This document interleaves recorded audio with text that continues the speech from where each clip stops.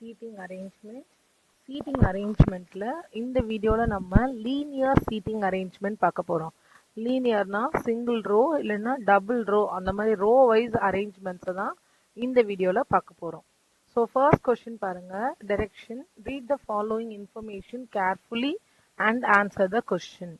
And uncertain number of persons, so எத்தனை பேர் இருக்காங்கன்னு நமக்கு தெரியாது, are sitting in a linear row and எங்க ஃபேஸ் பண்ணியிருக்காங்கன்னா நார்த்தை ஃபேஸ் பண்ணியிருக்காங்க. ஸோ எனக்கு எவ்வளோ பர்சன்ஸ் இருக்காங்க அப்படின்னு தெரியாதுன்றதுனால நான் ஒரு ஸ்ட்ரெயிட்டாக ஒரு லைன் வரைஞ்சிட்டு எல்லாருமே எங்கே ஃபேஸ் பண்ணுறாங்கன்னா நார்த்தை ஃபேஸ் பண்ணி உட்காந்துருக்காங்க. இப்போ ஒரு கண்டிஷனாக நம்ம எடுக்க போகிறோம்.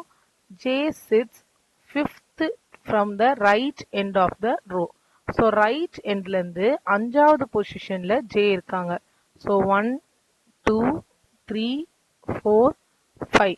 இந்த 5th பொசிஷன்ல யார் இருக்கான்னா ஜே இருக்காங்க. ஃபர்ஸ்ட் ஸ்டேட்மெண்ட் முடிஞ்சிருச்சு.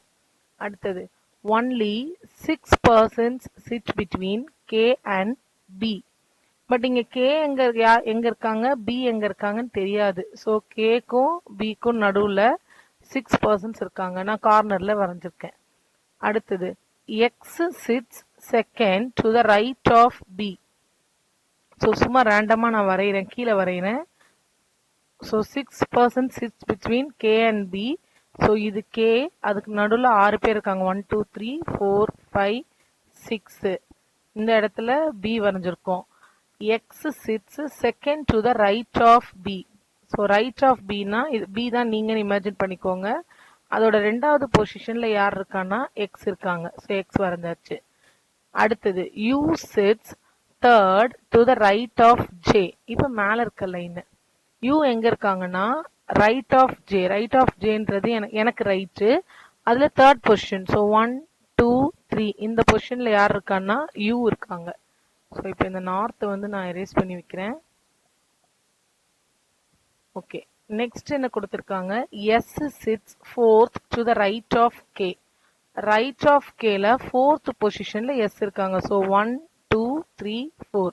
4th பொசிஷன்ல யார் இருக்கான்னா எஸ் இருக்காங்க. அடுத்தது, L sits to the immediate right of R.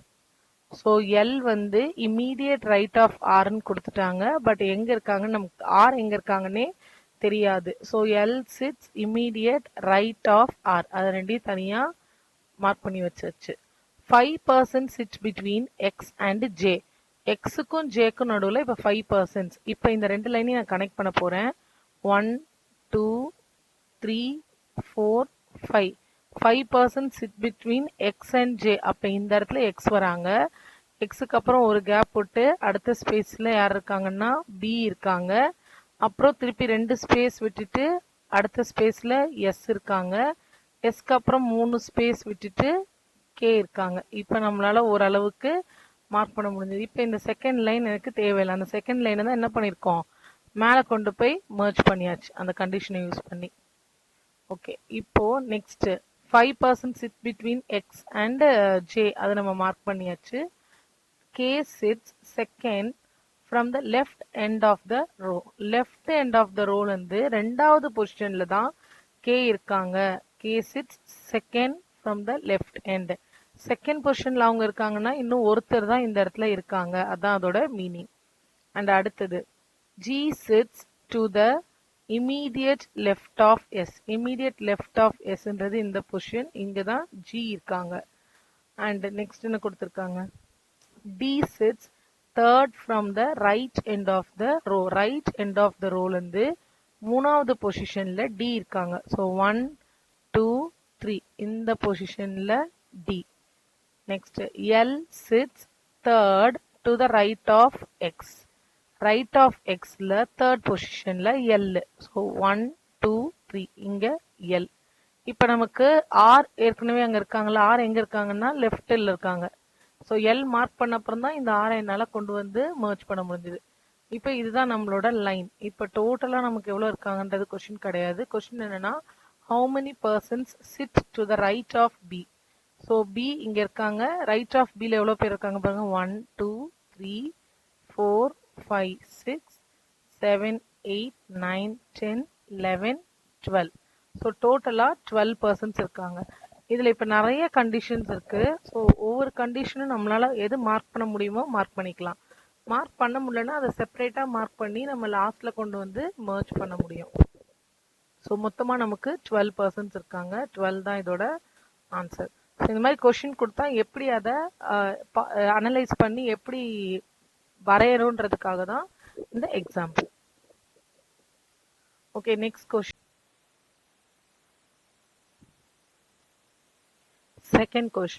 Second கொஸ்டின்ல 10 people are sitting in 2 parallel rows அப்படின்னு கொடுத்திருக்காங்க. 5 persons are sitting in row 1 and another 5 persons வந்து row 2ல இருக்காங்க. ஸோ ஃபர்ஸ்ட் ரோல இருக்கிறவங்க ஃபேஸிங் சவுத்து, செகண்ட் ரோல இருக்கவங்க ஃபேஸிங் நார்த்து.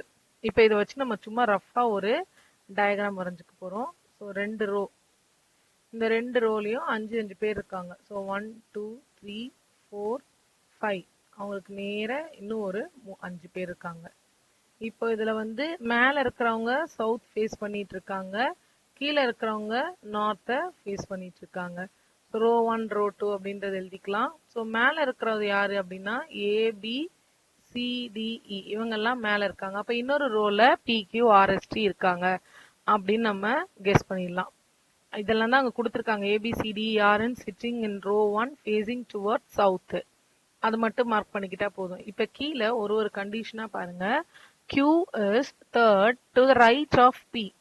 ஸோ இங்க கீழே இருக்கிறவங்க Q வந்து third to the right of P.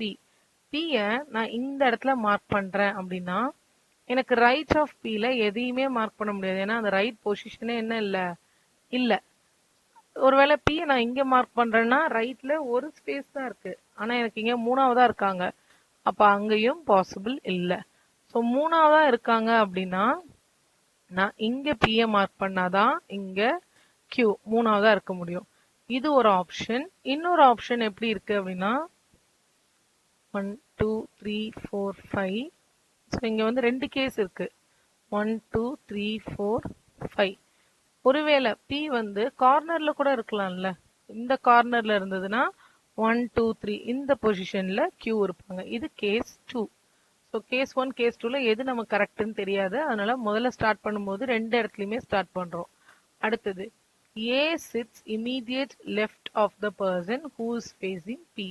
P-ய ஃபேஸ் பண்றவங்கன்னா இங்க, அவங்களுக்கு லெஃப்ட் அப்படின்னும் போது கீழே இருக்கிறவங்களுக்கு இந்த பக்கம் லெஃப்ட், மேல அந்த பக்கம் ரோல இருக்கிறவங்களுக்கு இது லெஃப்ட். ஸோ அதை ஃபேஸ் பண்ணவங்களுக்கு லெஃப்ட் ஹேண்ட் சைட்ல தான் யார் இருக்காங்கன்னா A இருக்காங்க. ஸோ இங்க Pன்றது கார்னர்ல இருக்கிறதுனால A இங்க இருப்பாங்க. அடுத்த condition, C is third to the right of B who is sitting at the end of the row. B வந்து எங்க இருக்காங்கன்னா B பக்கத்துல ஒரு கமா வருது பாருங்க. C வந்து Bக்கு தேர்ட் ரைட்ல இருக்காங்க அண்ட் B எங்க இருக்காங்கன்னா எண்ட் ஆஃப் த ரோல இருக்காங்க. B எண்ட் ஆஃப் த ரோனா மேல ஒரு ரோ தான் இருக்கு. ஸோ என்னோட பாசிபிலிட்டி இங்க B இருக்கலாம், இல்லைன்னா இந்த இடத்துல இங்க B இருக்கலாம். இங்க B இருந்தா தேர்ட் ரைட்ல எனக்கு C வரணும். ஸோ தேர்ட் ரைட்ல நமக்கு C வரா. C is third to the right of B. So 1 2 1 2 3. So B வந்து ஃபிக்ஸ்டு கார்னர்ன்றது. பட் 1 2 3 போட்டா என்ன வருது? ஏவோட பொசிஷன்லயே வருது. அப்ப இது பாசிபிள் இல்ல. இங்க பாருங்க 1 2 3. ஸோ இந்த இடத்துல எனக்கு C வருது. அப்ப என்னோட ஆப்ஷன் 2 என்னவாயிடுதுன்னா இங்க தப்பாயிடுது.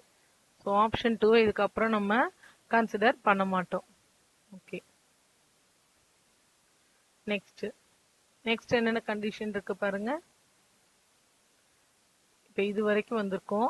R is immediate left of S. R immediate leftனா அடுத்ததே அப்படின்னு அர்த்தம். அப்ப Rம் Sம் சேர்ந்துதான் வருது. R is immediate left of S. Sக்கு லெஃப்ட் ஹேண்ட் சைட்ல R.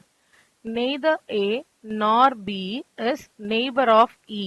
ஸோ ஏவும் பியும் ஈக்கு நெய்பர் இல்லைன்னு சொல்லிட்டாங்க. அப்ப இ வந்து அது ரெண்டுத்துக்கு நடுவுல வராது. இப்ப மேல ஏ பி சி, அப்ப இந்த இடத்துல டி. கீழே பி கியூ ஆர் எஸ், அப்ப இந்த இடத்துல டி. இப்ப என்னோட கொஸ்டின் என்னன்னு பாருங்க. Question, which of the following pair face each other? ஏவும் எஸ்ஸும் இருக்கா? இல்ல. பியும் ஆரும் ஃபேஸ் பண்றாங்களா? கிடையாது. டிடி கிடையாது.